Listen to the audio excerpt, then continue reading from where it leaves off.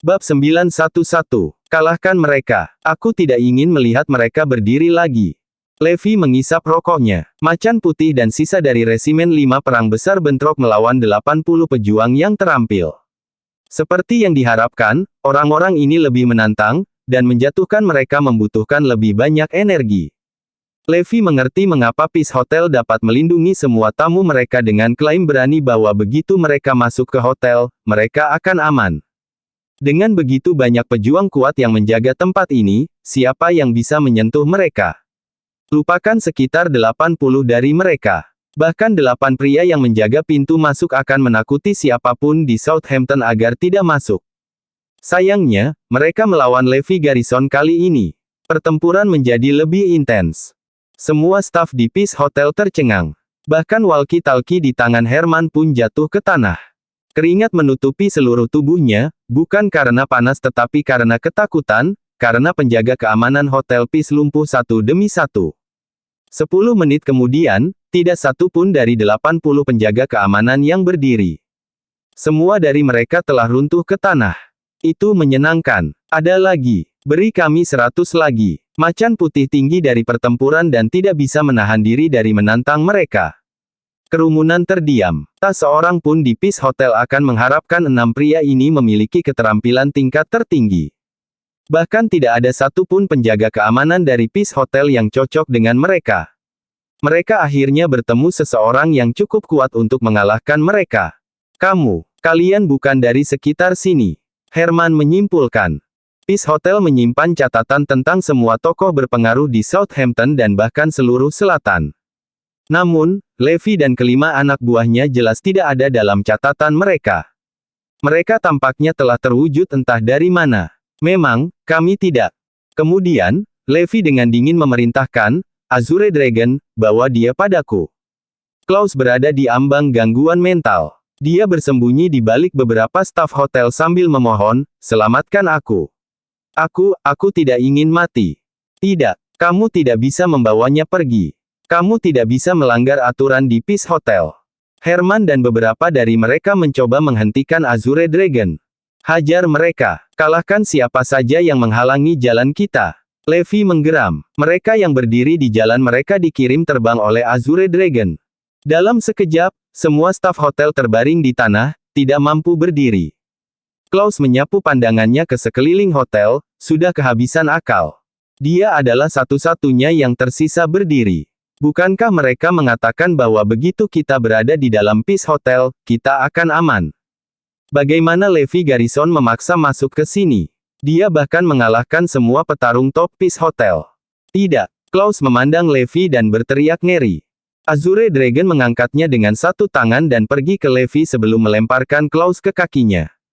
Aku mohon, tolong, jangan bunuh aku. Aku salah.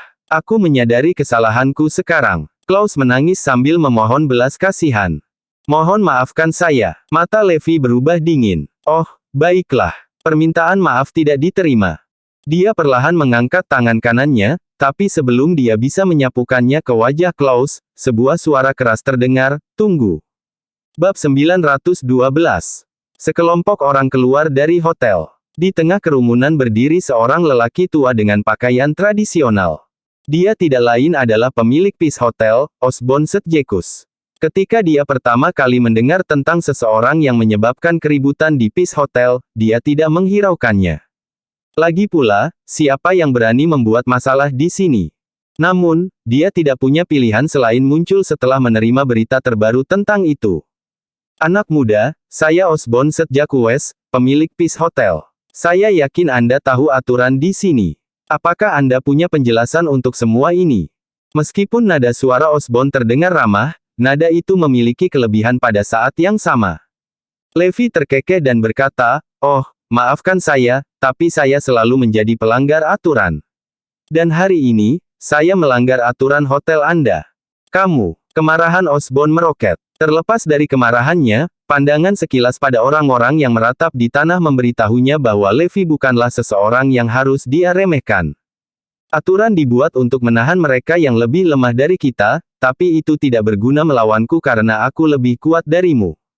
Mulut Levi melengkung ke atas. Sejak awal, aku sudah menyatakan bahwa aku di sini hanya untuk membunuh seseorang dan aku tidak akan menyusahkan kalian semua. Saya dengan jelas mengatakan bahwa saya akan pergi begitu dia terbunuh. Levi menambahkan.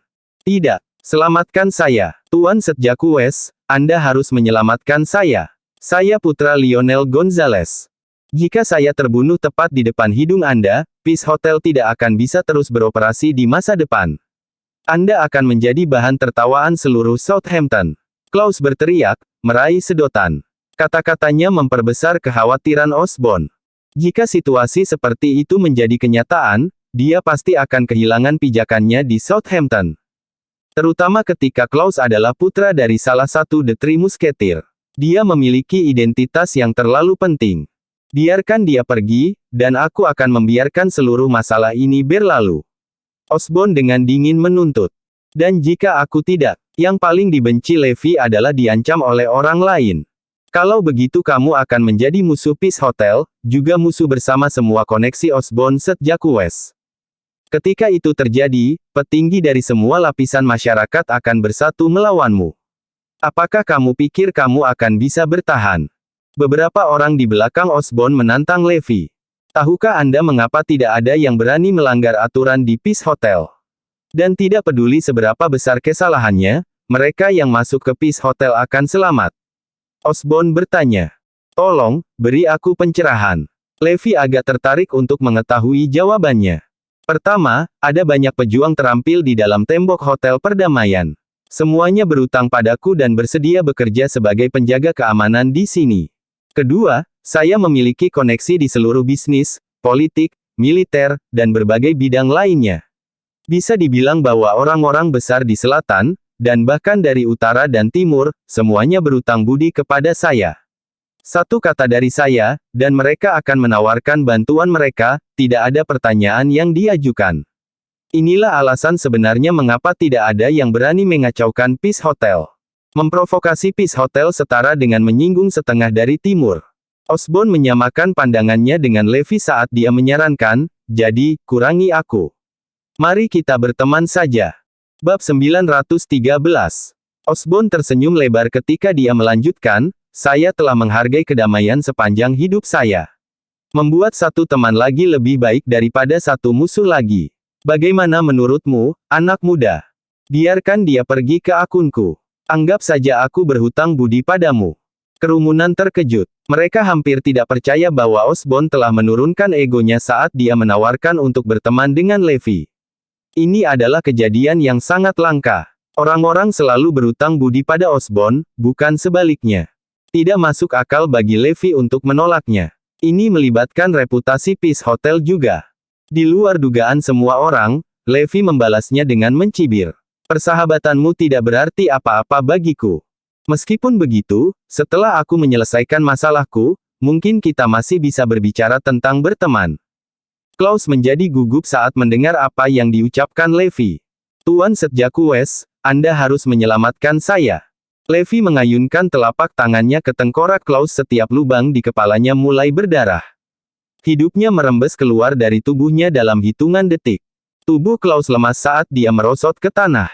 Pria ini telah berulang kali menghina ibu Levi dan juga pelakunya yang telah mendorongnya ke jurang. Jika dia tidak terus-menerus mencoba mengklaim ibu Levi untuk dirinya sendiri, ibunya tidak akan berakhir dengan nasibnya saat ini. Mata Levi sangat dingin. Hal-hal terjadi terlalu cepat, membuat Osborne dan yang lainnya benar-benar lengah. Sebelum mereka sempat bereaksi, Levi sudah menyerang. Semua orang hampir tidak bisa mempercayai mata mereka. Levi sebenarnya telah membunuh Klaus Gonzalez di Peace Hotel, tepat di depan Osborne Setjaku West. Dia terlalu bodoh. Ini adalah pertama kalinya hal seperti ini terjadi sepanjang sejarah hotel. Dia benar-benar mengabaikan Osborne Setjaku West, sosok paling kuat di Southampton. Pada saat itu, kepala semua orang berputar. Ye kamu. Osborne menatap Levi dengan mata terbelalak dan tidak bisa merumuskan rangkaian kata yang tepat. Dia merasa seolah-olah dia bisa memuntahkan darah kapan saja. Memalukan. Cukup keterlaluan. Tindakan Levi bertentangan dengan aturan Peace Hotel dan benar-benar menghilangkan martabat hotel tersebut. Hotel tidak bisa lagi beroperasi di Southampton sejak saat itu. Peace Hotel terkenal di seluruh Southampton karena kode uniknya, selama Anda menjadi tamu di Peace Hotel, tidak ada yang berani menyentuh Anda. Namun, kode mereka benar-benar hancur hari ini. Tidak hanya seseorang membobol Peace Hotel, mereka juga membunuh seorang tamu tepat di depan pemiliknya. Ini adalah penghinaan terbesar yang pernah dihadapi Peace Hotel sepanjang sejarah panjang operasi mereka. Itu juga bekas luka yang tidak akan pernah sembuh untuk Osborn. Baiklah. Pekerjaanku di sini sudah selesai. Ayo pergi. Levi menyeka tangannya dengan senyum acuh tak acuh di wajahnya sebelum dia berbalik untuk pergi bersama Azure Dragon dan yang lainnya. Berhenti di sana. Osborn berteriak pada Levi. Apakah kamu pikir kamu bisa pergi setelah membuat kekacauan di hotelku? Untuk siapa kamu membawaku? Osborn meraung marah. Levi menghentikan langkahnya dan tersenyum. Apa kau mencoba menghentikanku? Bab 914. Pertanyaan Levi mengejutkan Osborn. Hentikan dia. Butuh lebih banyak untuk bisa menghentikannya. Semua petarung top saya lumpuh, jadi siapa yang akan menghentikannya untuk saya? Saya tidak bisa menghentikan Anda, tetapi Anda sebaiknya mengingat ini. Karena Anda telah melanggar aturan Peace Hotel dan mempermalukan saya, mulai hari ini dan seterusnya, saya, Osborn Setjekus, akan menggunakan semua koneksi saya dan kekuatan untuk mengejarmu. Aku akan membuat hidupmu seperti neraka. Osborn berteriak pada Levi. Tentu, kalau begitu, aku akan menunggumu. Dengan itu, Levi berbalik dan pergi. Osborn tersandung dan jatuh di pantatnya. Dia berada di ambang air mata. Mulai hari ini dan seterusnya, Peace Hotel tidak akan ada lagi. Osborn akan lebih buruk. Di Greenfield Mansion, saat melihat mayat Klaus, The Three Musketeer juga menangis. Berita menyebar seperti api di seluruh Southampton. Three Musketeer dan Osborn Setjekus harus menanggung malu seumur hidup. Seseorang telah secara terbuka berjalan di sekitar sekelompok tokoh kuat di Southampton. Berita ini memenuhi keluarga Jones dengan penyesalan yang tak ada habisnya. Ini terutama terjadi pada Michael. Mengesampingkan keuntungan dan murni berdasarkan hubungan keluarga, Levi akan dianggap sebagai cucunya. Keluarganya benar-benar naik ke atas. Setelah semuanya beres, Levi kembali ke South City. Selama 2 hari ini, Zoe tinggal bersama keluarga Black. Apakah Levi pergi ke Southampton dalam 2 hari terakhir ini? Tanya Meredith. Iya, dia punya beberapa hal untuk diselesaikan di sana. Zoe tidak mengungkapkan berita tentang keluarga Jones, jangan sampai keluarga Black mendapat ide. Colbert tersenyum dan berkata, saya mendengar bahwa sesuatu yang besar terjadi di Southampton selama 2 hari terakhir. Itu tidak kurang dari gempa berkekuatan 10. Oh, apa yang terjadi di sana? Semua orang berkumpul untuk beberapa gosip menarik. Mereka mengatakan bahwa sekelompok orang tiba-tiba muncul di Southampton. Pertama, mereka menghancurkan keluarga terkemuka di sana dan membuat mereka tunduk di depan mereka. Kemudian, mereka membunuh putra Lionel Gonzalez, salah satu dari The Three Musketeer. Mereka telah melakukannya dengan membobol Peace Hotel dan membunuhnya tepat di depan pemilik hotel, Osborn Setjekus. Saat sekelompok orang ini muncul di Southampton, mereka memusnahkan semua keluarga berpengaruh dalam sekali jalan. Ini semua dilakukan dalam beberapa hari yang singkat. Seru Robert. Ini terlalu menakutkan. Kelompok orang ini tidak akan datang ke kota selatan, kan? Semua orang sedikit gemetar ketakutan. Jangan khawatir. Kota kecil seperti kita tidak ada dalam radar mereka. Alis Zoe sedikit berkerut. Begitu dia mendengar tentang keributan serius di Southampton, Levi adalah orang pertama yang muncul di benaknya. Levi tidak bisa menjadi orang yang menyebabkan semua masalah di Southampton, kan? Mustahil. Dia segera menepis kemungkinan itu. Levi pergi menghadiri pertemuan ulang tahun keluarga Jones. Dia pergi ke sana untuk mengoleskan mentega pada mereka dan membaca buku-buku bagus mereka. Jadi, dia tidak mungkin memiliki kekuatan untuk melakukan hal seperti ini. Colbert melanjutkan, itu benar. Mereka pasti tidak akan datang ke South City. Itu karena pemimpin kelompok itu pergi ke Southampton untuk membalaskan dendam ibu kandungnya. Kudengar dia yatim piatu. Dia membunuh siapa saja dan semua orang yang menghina ibunya. Ibu kandung, yatim piatu. Zoe langsung teringat Levi lagi. Bab 915. Dia yatim piatu. Selain itu, ibu kandungnya berasal dari keluarga Jones. Dia sepertinya cocok dengan detail kejadian ini. Meskipun demikian, bagaimana mungkin itu adalah Levi? Bagaimana dia bisa menjungkir-balikkan seluruh Southampton sendirian? Dia bahkan telah menginjak-injak seluruh keluarga kuat di sana. Itu agak mustahil. Meredith merasa iri ketika dia mengucapkan, kalau saja ada orang seperti itu di antara generasi muda kita. Belum lagi, membalikkan Southampton sama dengan membalikkan South City. Jika kita memiliki keturunan sekaliber seperti itu, aku akan sangat senang bahwa saya tidak akan bisa tidur. Dia menghela nafas sebelum melanjutkan, keluarga hitam hanya bisa mengandalkan. Sebagai satu, tatapan semua orang jatuh pada Zoe. Di antara generasi muda di keluarga mereka, dia memiliki potensi paling besar. Jika bukan karena penampilan Levi, keluarga Black mungkin akan naik pangkat sekarang. Namun, mereka percaya bahwa Levi tidak akan mampu memenuhi syarat mereka menghasilkan 1 miliar dengan kedua tangannya sendiri.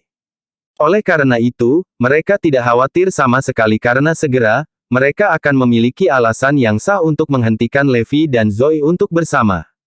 Ketika saatnya tiba, mereka akan mengatur suami yang baik untuk Zoe yang akan membawa manfaat tak terbatas bagi keluarga mereka. Tentu saja, Zoe tahu apa yang mereka rencanakan. Jika mereka tahu tentang identitas Levi sebagai cucu dari keluarga Jones, mereka akan segera berhenti mencoba untuk memisahkan mereka dan segera menerkam kesempatan untuk bergabung dengan keluarga. Namun, Zoe tidak ingin melihat hal seperti itu.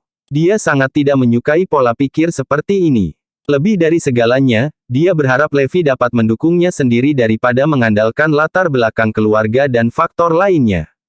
Tak lama kemudian, Levi kembali ke rumah. Iris dengan sopan bertanya, bagaimana pertemuan hari jadinya? Tidak buruk. Levi tersenyum. Zoe terkejut. Mengapa Iris begitu sopan kepada Levi? Dia tidak seperti ini sebelumnya. Dia memperlakukan Levi seperti dia bosnya sekarang. Zoe mengesampingkan pertanyaannya dan memutar matanya ke arah Levi sebelum kembali ke kantornya. Levi segera mengejarnya. Namun, Zoe telah menutup pintu kantornya, mencegahnya masuk. Dia masih marah karena Levi menghadiri pertemuan ulang tahun keluarga Jones. Zoe, ada sesuatu yang perlu aku diskusikan denganmu. Levi mengangkat suaranya untuk didengar saat ekspresi tak berdaya muncul di wajahnya. Baru kemudian Zoe membuka pintu. Namun, ekspresinya sedingin es. Langsung saja, aku sibuk. Zoe tidak sabar. Aku sudah menemukan keberadaan ibu kandungku. Levi menjawab. Apa? Zoe bangkit dari tempat duduknya. Aku pergi ke Southampton dan belajar tentang masa laluku.